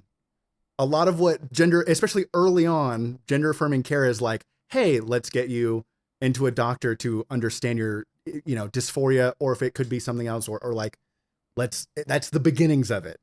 And then it progresses into, do you need hormone blockers? Do you need testosterone, estrogen? Like, how can we take care of you? Right? Treatment in general, when you think about like, someone with a cancer diagnosis, it doesn't start with like, we're going to blast you with radiation. That's never happened once, right? That's never been like, they've never like brought the ray gun in as they're like, so you have cancer and here we go. It's like, we're going to walk you through the process. We're going to talk to you about treatment options. If surgery, we need to talk about surgery. We need to talk about whatever. There's a laundry list of things. Okay. It's not just they're cutting them off and they're, mind virusing their way into your soul or whatever is happening. Right. It's so much more complex, but also so much more, or so much less detrimental than people play it out to be. Right. Always on like the news and stuff. It's like, they're trying to turn your kids gay. No, we're not. Yeah. No one is. You go to prison and you come home gender changed. It's insane to me how little people understand. But the point that I was trying to make is that if you don't understand that, I am happy to explain it to you. You know what I mean? And here's the thing. I'm not the best to explain it. Like I am very emotional about these sorts of things. I have a lot of trans friends. I have a lot of people in my life that are trans, non-binary, and gender fluid, things like that. So like I'm biased. Absolutely. I will 100% admit how biased I am about that. But if you're open to hearing a conversation about that, and if I can change your views from being like, I hate these people to, I don't really understand it, but I don't hate them. Boom, right there. And that's a win. If you are so dead set on your hatred, if you're like, now I know all the science and I still fucking hate them, I don't want to talk to you. Sorry. I have nothing to do with you. So that's what I mean. Yeah, sorry to rant. No, you're good. We will, here on Time Well Meant, we will defend a trans person and their right to exist. Yes. And kind of like you said, I'd be happy to try and educate, but I'm far, far, far from the most educated on the topic. Yeah, but there's still plenty I need to learn too. So I'm also incredibly biased. I had a dear, dear, dear friend who was trans. She was a beautiful, amazing human being, and she ended up taking her own life due to the depression and anxiety and things that she dealt with. Yep. And we worked together for a couple years, and there was two male bosses up at the top of the company we worked at, and they would always refer to her as him. Yeah. They would always use her dead name. And it's shit like that. And now she's gone. Why couldn't they just... Sorry. That's emotional. The emotional shit I'm saying. We'd get emotional about it. Emotional. Just let people fucking be, man. I'll get off my soapbox. It's one of those things. I'll get right back on my soapbox. It's one of those things that like, if you don't understand it, go educate yourself about it. Right. And if you, here's the thing, if you're very well educated on the topics and you still don't agree with it, that's fine. But like, it doesn't have to be I always think about this idea of like, if you're not hurting somebody or if their actions aren't hurting people, why is it such an issue? Right. I can tell you right now, from all of the trans friends that I know, I don't think a single one of them is like, yeah, under 18, let's gender reassignment surgery. Like, hell yeah. Or like, let's cut them off. Cut them off, baby. No no person in their right mind is really thinking about that. Now, maybe in an extreme case. The other thing too is, okay, I could really get into this, but in super extreme cases, no, people just want gender affirming care. They want the ability to say, hey, I just want my kid to find normality, to find some semblance of normality. And if there's, going through the process, because it starts very early and lasts for years. Like we've talked about how mental health is a an exact kind of parallel. Like transitioning is a journey, and you may get down that journey and realize, I didn't want to transition, and then you detransition, or you transition and you feel so much better and more alive. Like the people that go, oh, this trans shit is, whatever, and it's only within the past like 20 years. It's like, well, why do we have like 60, 70 and 80-year-old trans people who have just lived a happy life and you wouldn't know the difference? Apparently you can't always tell. Fuck boy, I don't know what to tell you. Yeah, I could talk a lot about that. How the numbers get skewed and it's all this fear mongering bullshit, and it's I guess I don't consider that a political thing. I think that's more of a human take. I think it's a human. It shouldn't be political. It shouldn't be. What are you gonna do? My stance on kind of broad topics like this, since I was very, very young, is unless you are hurting me or stealing from me or hurting my family in some way, shape, or form, I don't give a flying fuck what you do. Yep. You want to flip-flop between the genders, turn into a dolphin, I don't care. Hell yeah, dude. You want to, smoke yourself to death, drink yourself to death, whatever, just don't drag me down. Yeah. Don't fuck with old people, don't fuck with kids, don't fuck with animals. You'll be all right. Yep. That's good. Yeah. So, yeah, I mean, it shouldn't be that hard, but sometimes it is, I guess, for other people. I think I will give people the benefit of the doubt a lot of the time, where it's like, if it's your environment, if it's the way that you were raised, if it's the only thing you've ever known, if you've, again, going back to like having that trauma of like losing something, if you lost your job, you want someone to blame, you want to be able to point the finger and go, this is the reason why, right? If, for whatever reason, if you want to blame somebody, I guess that's, I can then understand that, but I also would want to then be like, okay, well, why? Like, why do you blame this person, or why do you blame this thing, or why do you blame this group of people, or why do you blame the fucking company that fired you, bro? What are you talking about? Like, 99 times out of 100, you need to look in the mirror because you were probably the problem. Yeah, absolutely. I mean, shit does happen out there. People get fired for no reason. Your boss just doesn't like you because you got brown hair or whatever. A global pandemic sweeps the world, and yeah, that's how I lost one of my jobs. Yeah. We got real off topic here. We got up what on were we our even talking soapbox. about? Elon Musk. I'm pretty sure he's trans. I think that's where we started. No, but you heard about Elon Musk's botched penis enlargement surgery? Get the fuck out of here. Is that real? I was about to say. Yeah, it's 100% real. What the Speaking of misinformation. No, it was a big thing on Reddit at one point where everybody would just say that over and over and over on many comments and threads and subreddits, shit. with the hopes that if anybody ever Googled Elon Musk like penis surgery or anything like that, they would just see all this shit saying, yeah, botched enlargement surgery. Damn. So, okay, all right, I got distracted from getting you undistracted. We're gonna hop off our soapbox here. Trans people are people. We love you all. Live your life, baby. Absolutely. Do you have a hypothetical for us today? So I do actually have a hypothetical, I think. Okay. I'm kind of riffing off the top of my head. I lost it. Like I have one. Oh, well, hey, have at it. I'm down if you have one. All right. I'm ready. I'm so ready. I guess it's not exactly a hypothetical, but a hypothetical would you rather. Oh, okay. Would you rather have the ability to instantly teleport to wherever you want to go? Or would you rather have the ability to snap your fingers and have any item in front of you be perfectly clean? Oh, okay. Shit. Okay, so Mm-hmm. are there rules to the teleportation? Like, do you Nope, have you to? can teleport to the Oh, other side of the earth. doesn't matter. You don't need Yep. as you don't need to know, like, it's not like instant Nope. transmission. Okay, interesting. That's I feel like this is very, it's a little lopsided, and it kind of depends very heavily on the person, right?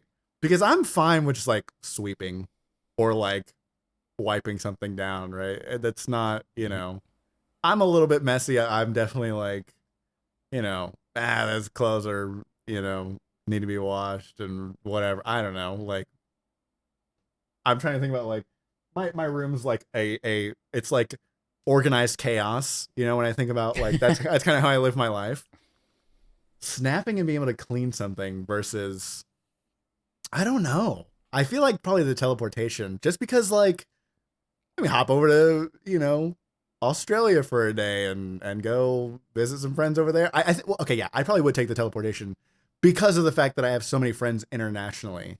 That would be a big thing where it's like, oh, let me go check out, let me see how so and so's doing. They said they were having a hard day, or like, oh, I'm up at this time and I know that this person's up. Let's go grab breakfast. Let me teleport over here, and So I Just think, teleport to Australia and hit up the yeah, Waffle House. I mean, yeah, the Australian Waffle House.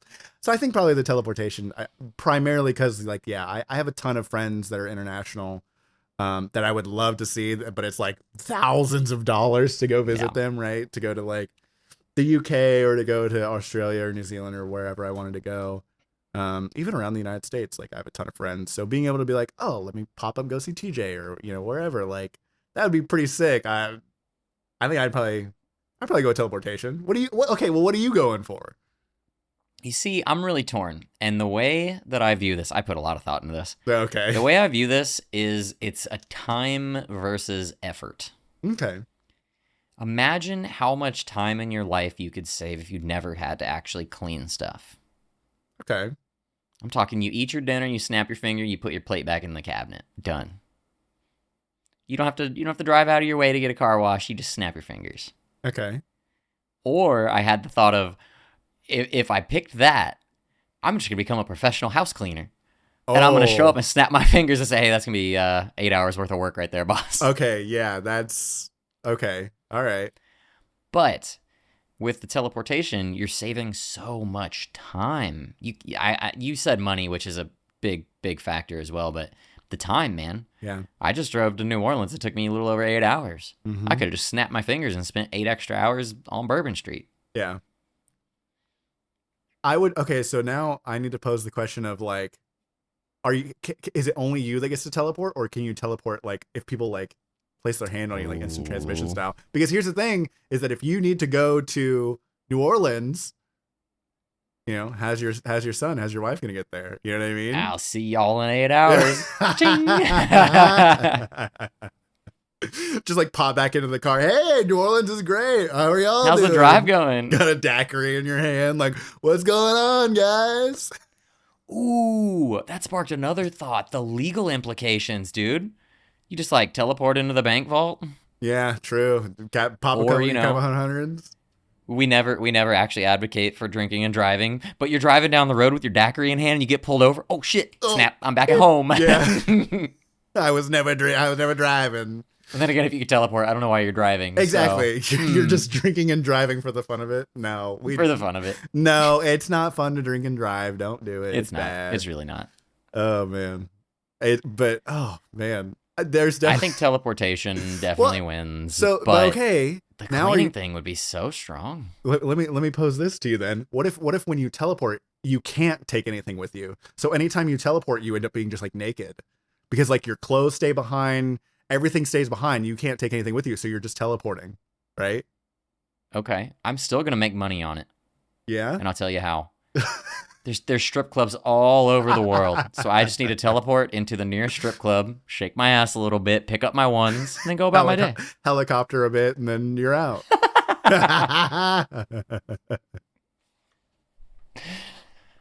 Right. I don't need an actual helicopter. I can teleport and do the helicopter.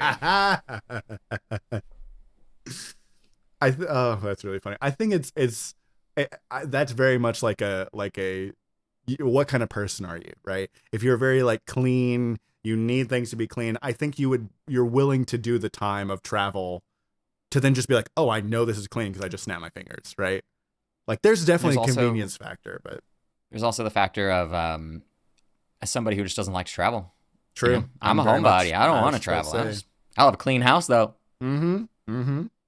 I was just about to say, there's a big part of me thinking about, man, like one of the things I hate the most. I love my cat. He's somewhere around here. He's right here behind me cleaning himself. I love my cat. Hate cleaning his litter box. I hate that.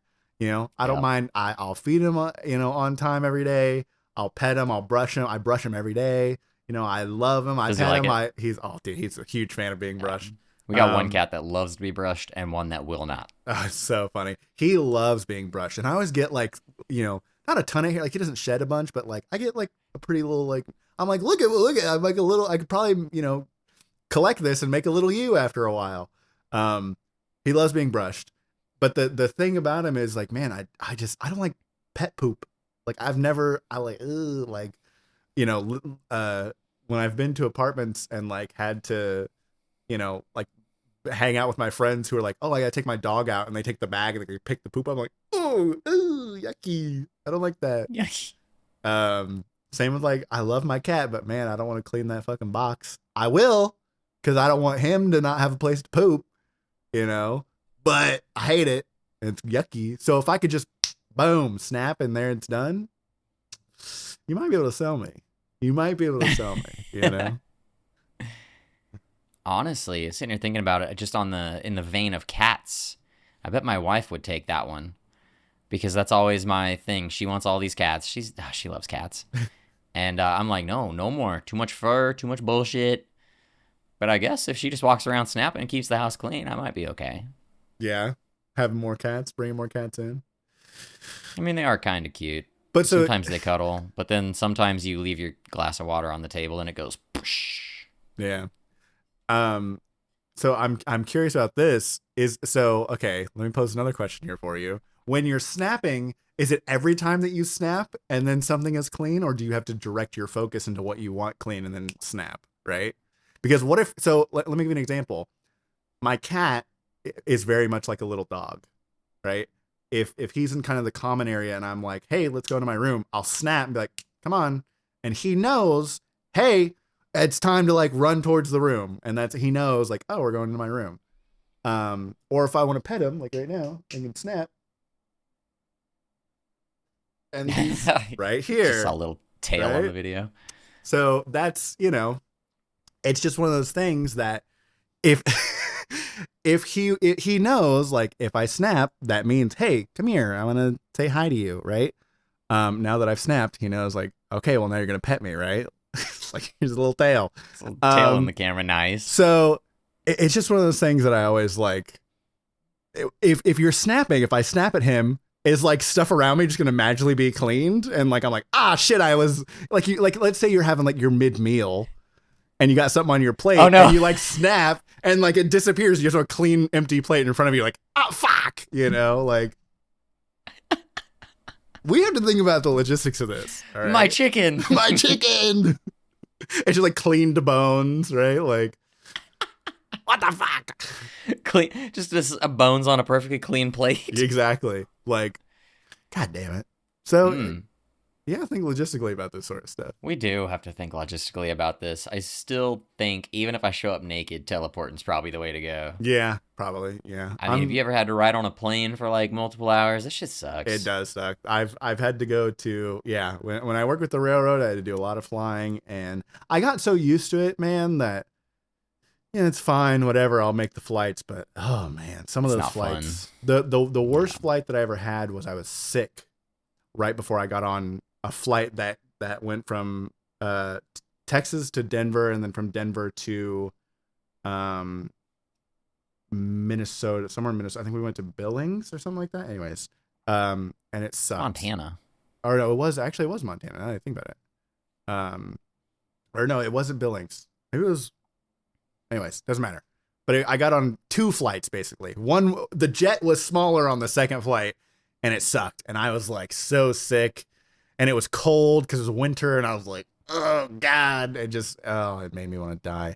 So yeah, if I could be like, oh, I'm sick, but I'm just gonna teleport to where I need to go. Yeah. But I'm naked. Pretty good. Yeah, pretty good.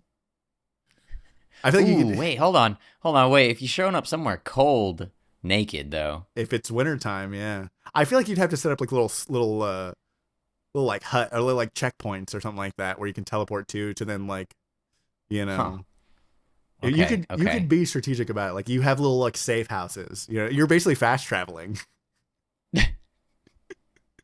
So we've laid out the rules that you cannot bring anything with you. Yeah. Okay. Except for daiquiris. Silas's mom, I'm sorry for what I'm about to say. What if I put something up my ass? Will it travel with me? No, you've just put unless it's a daiquiri, you've just put something up your ass for no reason. Nothing can come with you. Daiquiris are okay? Daiquiris is the only thing. It has to be in your ass. No, it doesn't have to be in your ass. It's gotta be those like tall daiquiris. It's like cartoonishly long and tall daiquiris, right? Flavor doesn't matter. Eat whatever flavor. Well, now hold on. That can't be accurate. Why? Because that would mean if I snap my fingers and teleport, that if there was any shit building up in my ass, it's getting left behind. Well, that's part of you. That's like natural, right? If I put something up my ass, that is now a part of me. Are you putting poop up your ass? No. You're just generating the poop inside you and it comes out of your ass. See, it's different. There's rules to this shit, man. Come on now. Man, who made these fucking rules? That would be like, okay, well, when I teleport, all the blood gets left behind in my body because it's like just free flowing in there. What's up with that? You know, like this is the same thing. I kind of liked the idea of snapping my fingers and vanishing off to another state. Just a little pile of poop gets left behind. I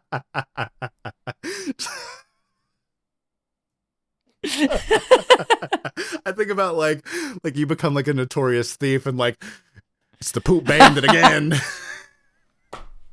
The shit bandit. It's always 3 turds perfectly piled like a fire, like a burnt out fire. It's like stacked up.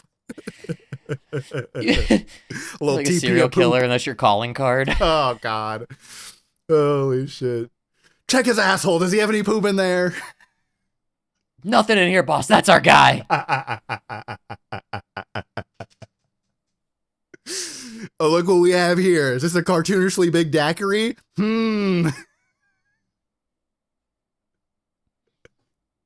Okay. Okay. Why do we take both of these and think about how we can commit crimes? And why do we turn them into poop and piss and shit? I was just gonna say, is it just poop or brand, baby? Hell yeah, baby. Are you pooping or are you just pooping or are you peeing as well? Because what if you like teleport and like, I gotta pee now because I just pooped. So then you have to start thinking about, you have to strategically place where you're stopping, because then you're like, I gotta pee now that I just teleported. And I've been drinking all these daiquiris.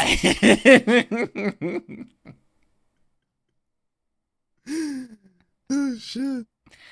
Oh fuck. I could go for a daiquiri right about now. Dude, listen, I haven't had a daiquiri in a long time, man, but I could go for a margarita. Dude, I don't know what it is.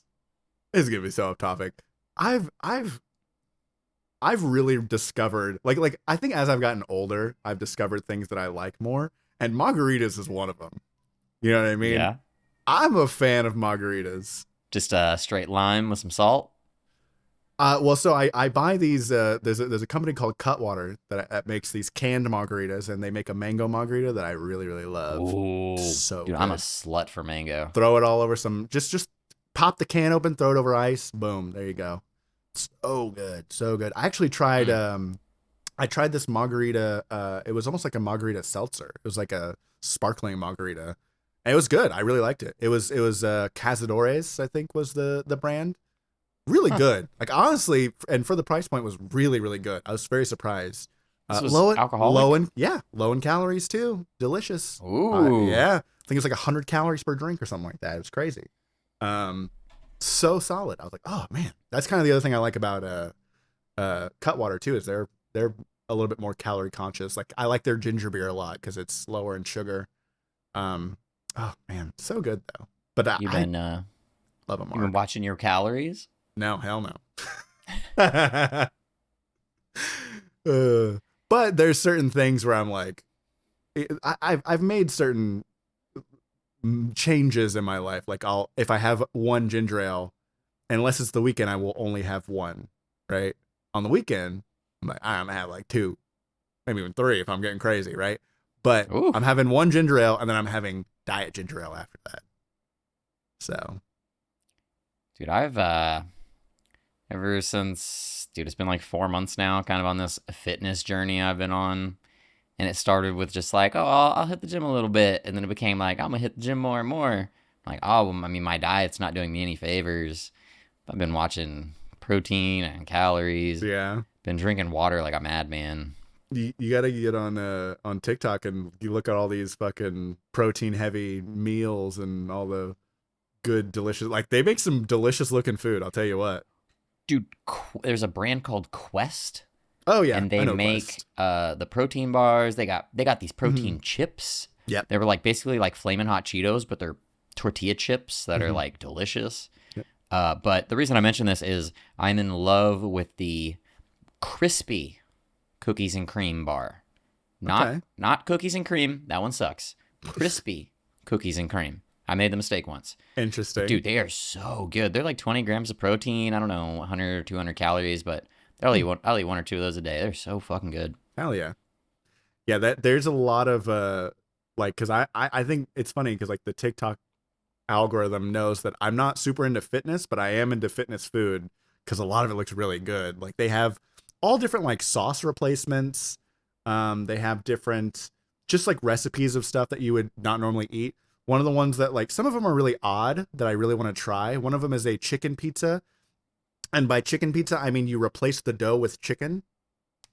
So like you basically take some chicken and you like blend it up or something. Or I don't even think it's blended. I think it's like you cook it and then you shred it and then you like you make it into like a sauce or like a doughish kind of thing. And then you fry it or you oven bake it and then it becomes like a thing.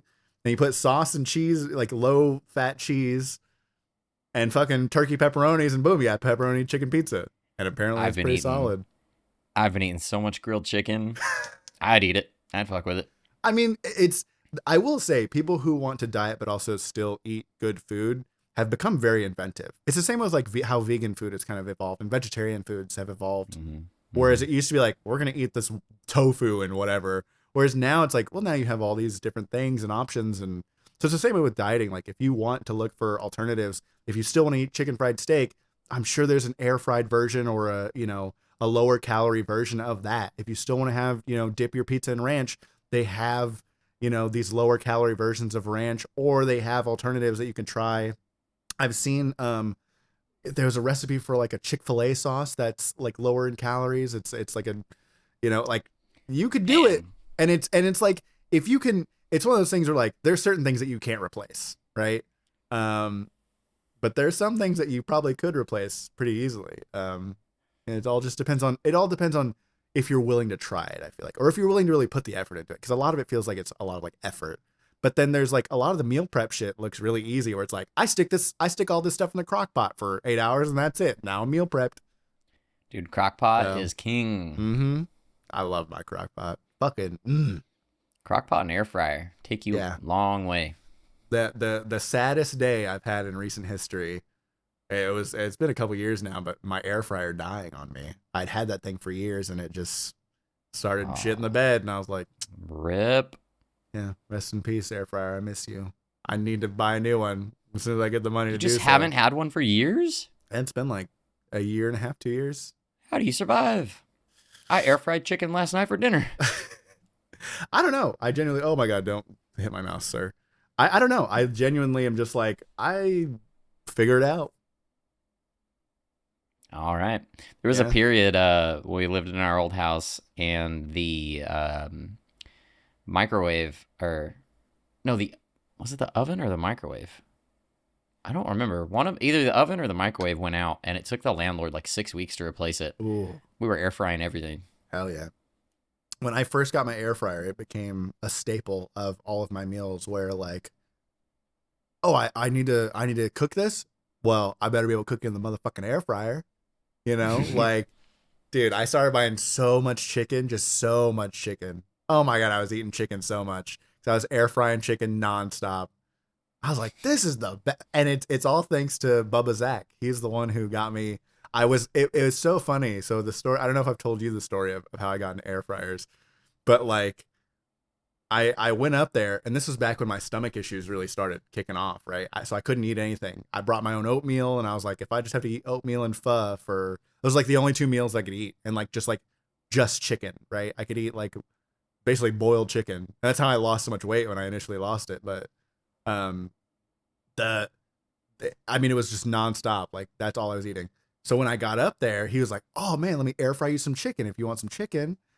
I was like, I don't know, man. Like, it could be kind of rough on my stomach, like, but I'll try it. And it was like the best chicken I'd ever had. Oh, it's so good. It's like Dude, you just need a little oil, a little seasoning. I went home air fry. I went home and bought an air fryer like that week.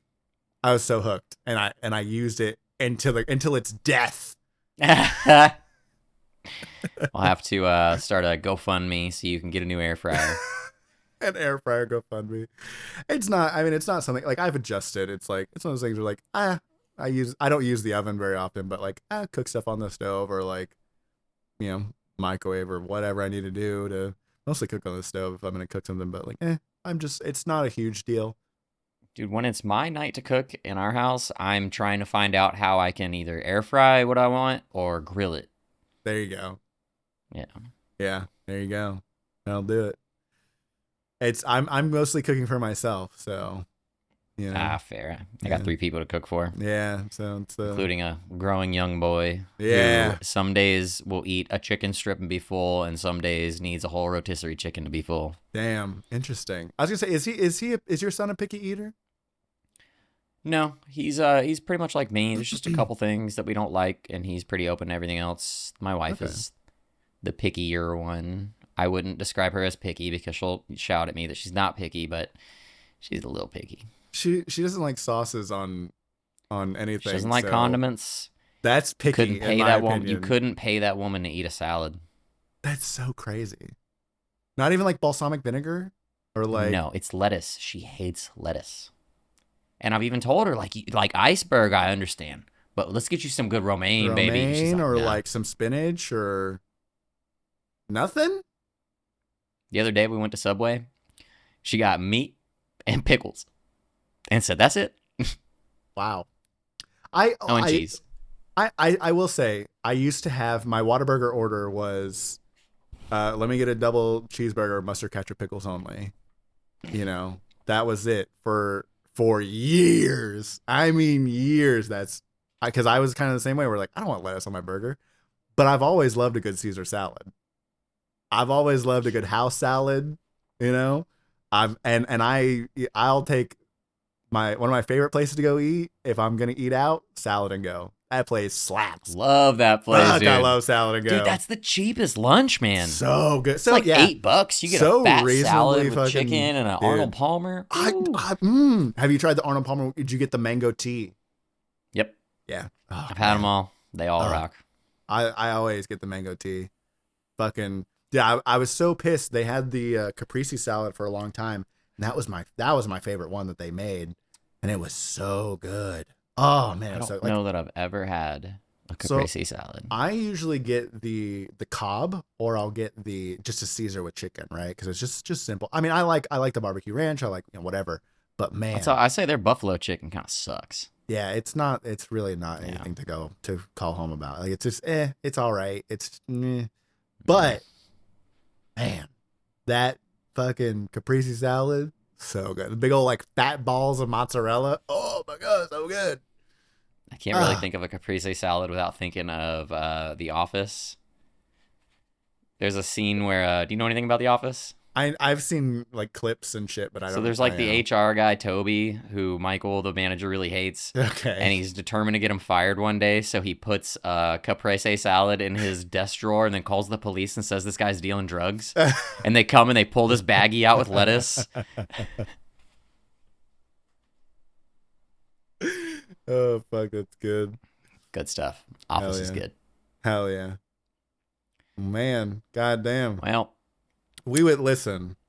Fuck me. Hold on, before you say that. Okay, I did not want to mention this earlier in the episode. But due to the technical difficulties that occurred during our last episode, I have had my video monitor open over here the entire episode, and I'm sure anybody observant has noticed me checking myself out over and over throughout this episode. I'm just trying to make sure I'm putting out a good product for you, dear listener. That's it. We love it. We care. I can hear Kevin right now being like, I was watching the video and you just kept looking over. Why do you keep looking over? It's like when Zach mentioned about how you only blink with one eye. The same shit. Zach told me I had a long neck the other day and I can't get over it. I don't think you have a long neck. You have a pretty normal It's been on my neck. mind. I've been like, hunched down. I don't want people to see me as a giraffe. Holy fuck. Listen, we would love to talk to you about our salad orders and our deformities and what we're self-conscious about. But I think that was time well meant.